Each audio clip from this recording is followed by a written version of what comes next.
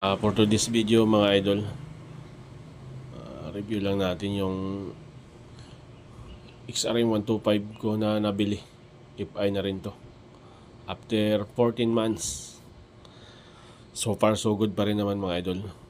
15K ang tinakbo nito sa 14 months. Pang trabaho lang kasi, pero nakapag-rides na rin ako medyo malayo.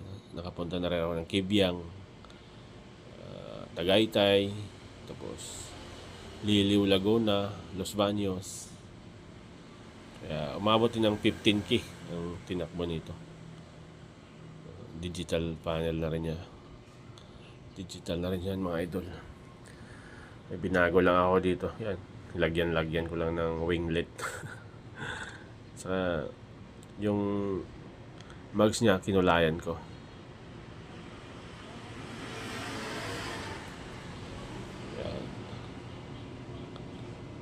Alaga lang talaga mga idol. Tapos yan, kulay niya talaga yan. Wala na akong binago dyan maliban sa mugs na kinulayan ko.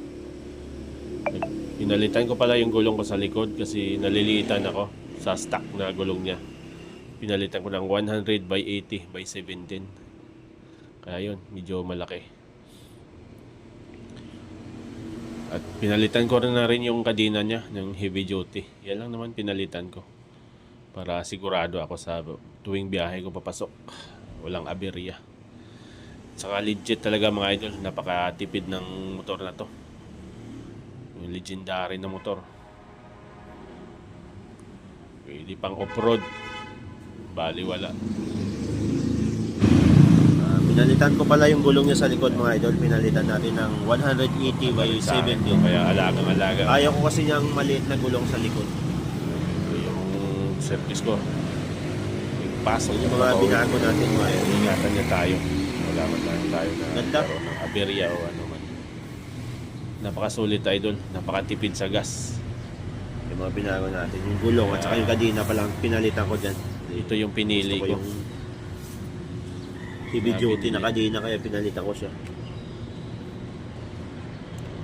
Sulit mga idol pag ito binili nyo. Napakatipid sa gas.